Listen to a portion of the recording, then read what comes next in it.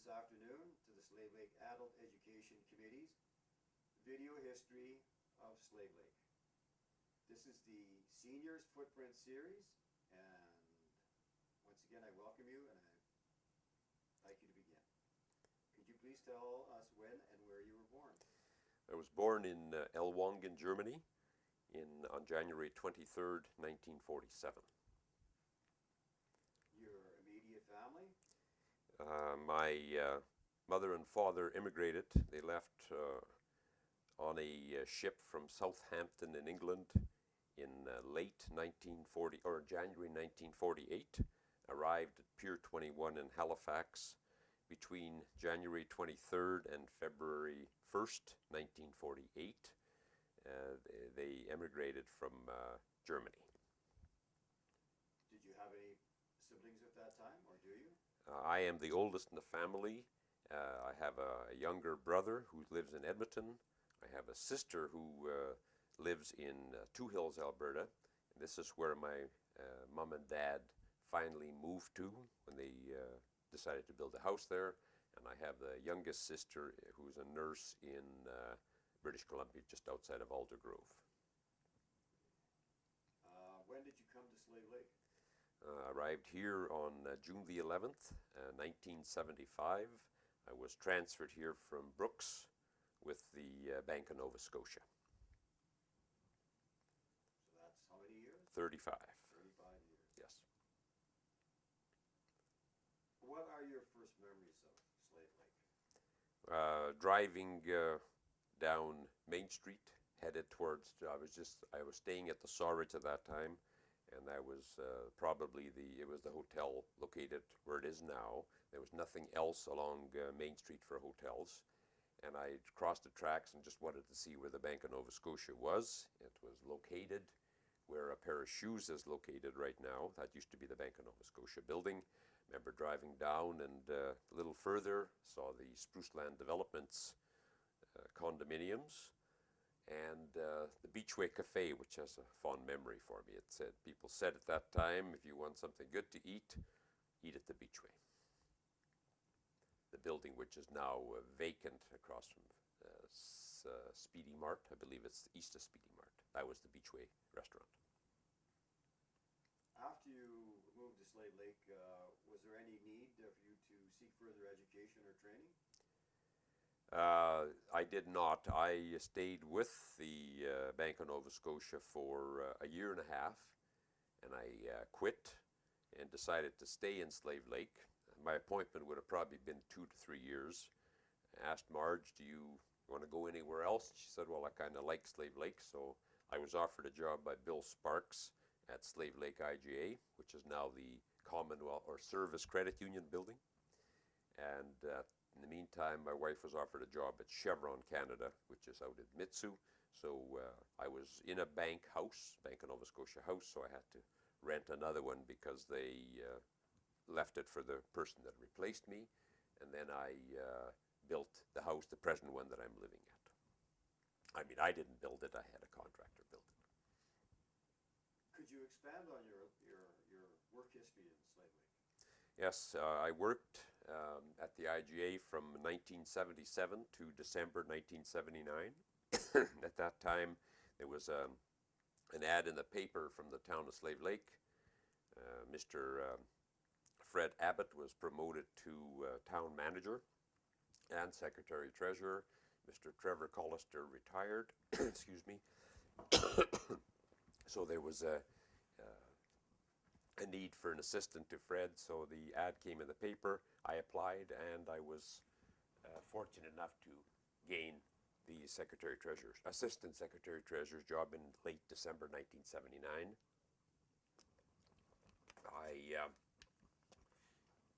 In 1986, I was promoted to secretary treasurer when the new manager showed up, and I retired from the town in June of 2002. I came back a few times in various capacities when there was shortages in the town office, and in 2007 I chose to run for town council and was elected in October of 2007 for my first term. Over that period of time that you were in employed with the town of Slave Lake. What are some of the more important happenings? A frightening happening. Shortly after I was employed, April 24th, 1980, we had a severe a fire that started close to where the Sawridge Hotel is right now, and it quickly spread towards the airport, and there was a child that went missing, and then unfortunately around 5 o'clock a bomber pilot by the name of Terry Kitzel was killed. He hit some trees close to where the Big Fish Bay is right now, and unfortunately died. And shortly after that, it started raining, and the fire went out. So that was something that I vividly remember, because I'd only been in my position for 3 or 4 months. It was a flood in 1988, on July the 6th, that I remember vividly. I was still employed with the town office, and it was very devastating, especially to the southeast and northeast areas of town. The hospital was flooded, and the hospital was temporarily located in C.J. Schurter School, and then the hospital was renovated and a new one was built. The 1994 Arctic Winter Games, which the town was fortunate enough to acquire through some hard work from our elected officials at that time and prodding. I personally didn't think we stood much of a chance. I guess I'm just a pessimist. We were competing against, I believe at that time, Fort McMurray and possibly Peace River, but I'm not 100% sure. Fort McMurray for sure. And I remember, I think it was Peter Moore that came back and said they met in Edmonton. There was a sign on his door for his car. It said, "Nice try, Slave Lake." And shortly after that, we were awarded the Arctic Winter Games, which was quite a accomplishment. At that same time, the second arena was built in order to house the hockey and various activities going on. Since I've retired, there's been a drastic change in Slave Lake, the development south of the highway, big box stores, some changes downtown, increase in assessment, the starting of a separate school, which we did not have through in town. It was only a public school at that time. So that was some of the memories that I can remember, and working with a lot of good people in all my positions with the town and the bank and the IGA. In your position at the heart of the financial aspect of the town of Slave Lake, what are some of your memories of the political movers and shakers in Slave Lake? The mayors and etc. I worked for all but two, and obviously not for Mrs. Pillay Kinney, who is the current mayor. When I joined the town, Mr. Leo Bovair and Mr. Bill Thomas had already been mayors, and I only worked with Mayor Valerie Meredith for, I believe it was, I started in December, and she did not seek re-election in October of 2000 or 1980. After that, if memory serves me correctly, Mr. Pally Pillay ran for 2 terms, 1980 and 83 until 86. And then I think it was Bill Pearson that came in for 1 term.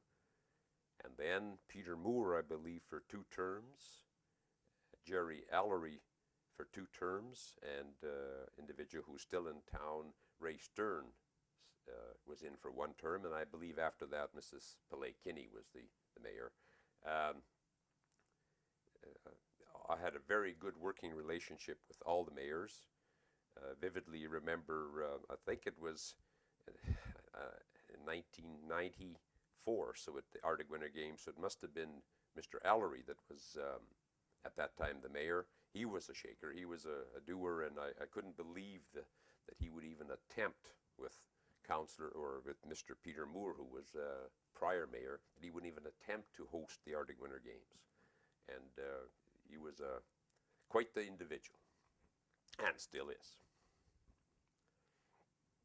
Physical memories of the town of Slave Lake. You said when you arrived here, you drove down Main Street, over the tracks.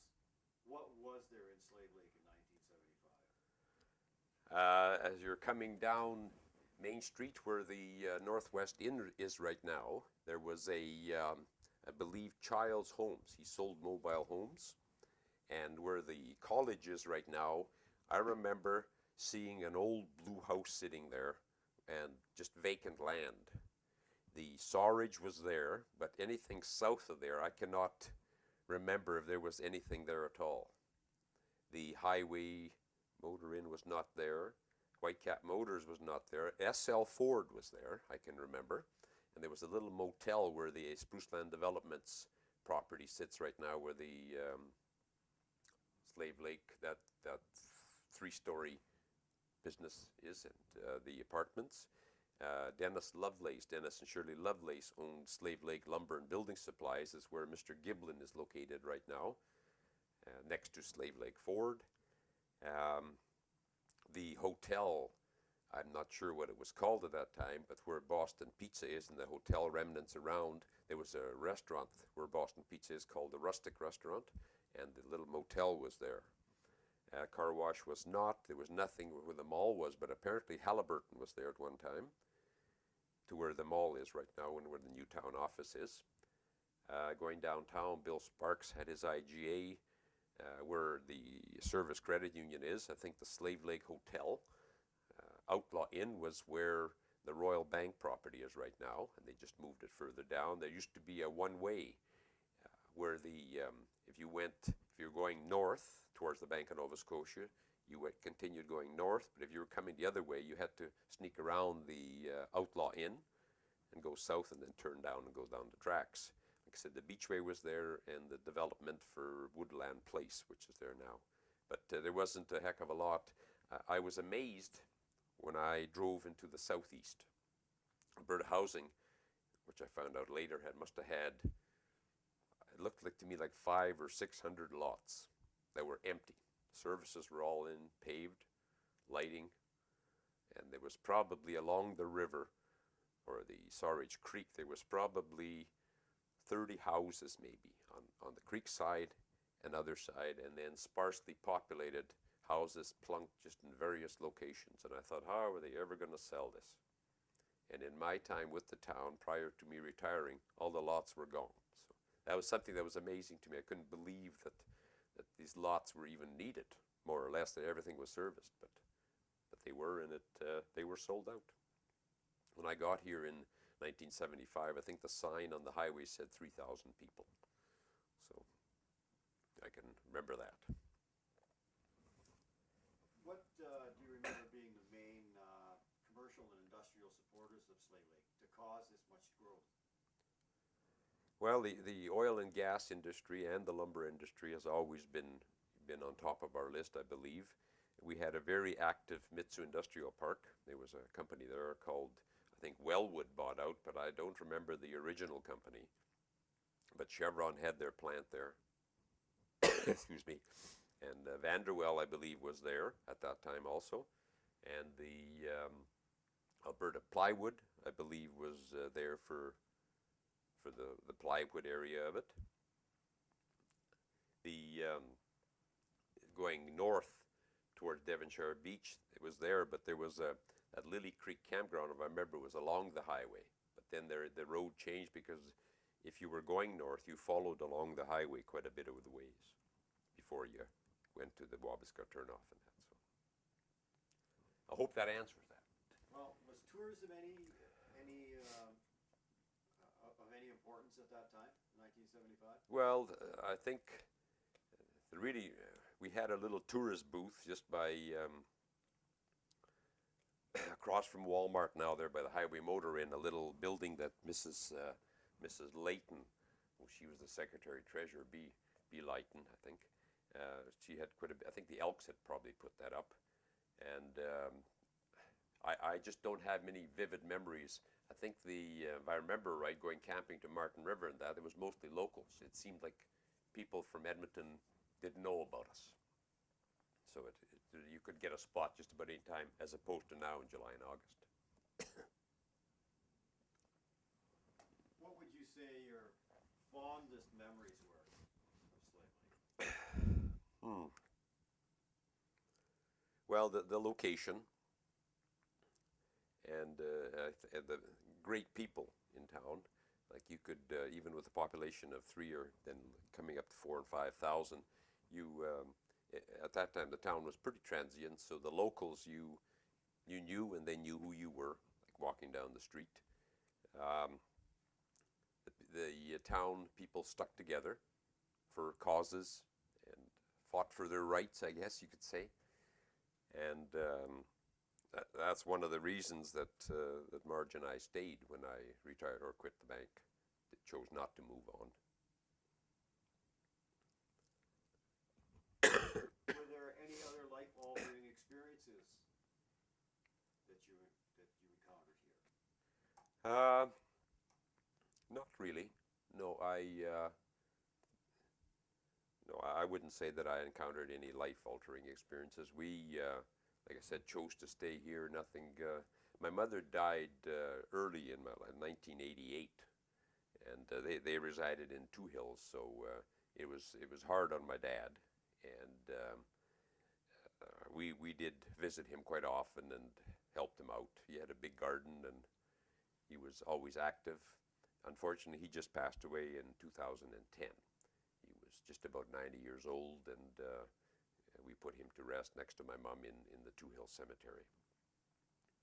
So, like I said, it was a very great help that my sister moved into my dad's house in Two Hills once he went into long-term care, and she was able to visit him probably daily between her and her kids. So that was great help to the entire family.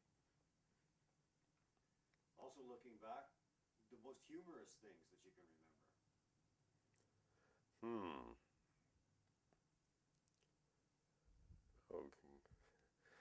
Going canoeing with my wife, and I guess I was a little grouchy or something, and we're on the lake, and I said something. She just gave the canoe a yank, and I ended up in the bottom of the lake, which I can't even swim. But I mean, I don't know if that classifies it, but I wasn't really thrilled. Got all wet. Wallet got wet, but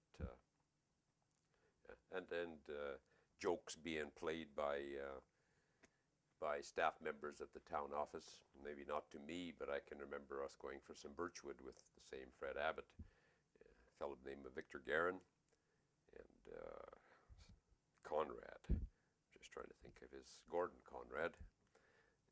Fred was lazy to unload his wood off his truck, so he left it in the back. So they opened up his truck and filled this entire cab with wood. And under every wheel, they filled as much. He just about emptied out his truck between the cab and the outside of it. So Fred, it took him probably an hour and a half before he went for lunch. So those guys were jokesters. Sid Webb. And the only one of the three now that's still alive is Gordon Conrad. Victor unfortunately passed away, and Sid did about 2 years ago. So strong ties with the town. We stuck together as employees, and yeah, it was a good time. Speaking of that, what was life like in Slave Lake in 1975 compared to how it is now? Well, really not, to me, not that much change, other than you've got more shopping choices, more businesses in town. I think the hospital was a great addition, an improved hospital. The Elks Hall was here when I got here, and they did a lot of work for the community. Now, like the Rotary Club is promoting the town, and I used to belong to the Lions Club when I first got into town, but they folded a while back. So, and also the Slave Lake Kinsman Club, the Canettes, the girls are still going, but it was involvement in the community. I'm involved in the church, St. Peter's Ecumenical Church. We're building a new one, so it's going a little slowly right now. But I see that today the people with the siding are there, so they're putting the siding on. It's going to look like it's been sitting there vacant. It looks like for a long time, but yeah, And I'm also sit as a board of directors on Spruce Land Developments Limited, and I have for the last 5 years. That's about all I can say. So I don't know if I've asked you this or not, but I've asked you what the most humorous thing is. What is the most important event in your life in Slave Lake? Well, I think just getting transferred here, because the ironic thing was, it was my first managerial appointment. I was a loans officer in Brooks, and I phoned my wife, and when they had told me that I was transferred to Slave Lake, and I said, I've been transferred. Have you got my first managerial appointment? Where do you think we're going? And she said, Slave Lake. I don't know why she picked that. I don't even know if she knew there was a branch of the Bank of Nova Scotia here. Obviously she did, or she wouldn't have said that. So, yeah, so it was weird. But she plunked it right out of there. I think the most important thing was getting transferred here and staying. Okay. Do you, Marge, have family? No, we have no children. No. So Marge. I was just going to say, you can't brag about them. No, and I can't say that anything else. But her family, she moved from Ontario, and we met in actually Peace River. We both joined the Bank of Nova Scotia a couple of weeks apart. So she's got a fairly large family, but most of them are in Ontario. She got cousins basically all over. Are there any other key relationships in this community, people that you've associated with over the last 35 years, that you'd like to tell us about? Yeah. Well, I'm saying the church family probably is one of the most important.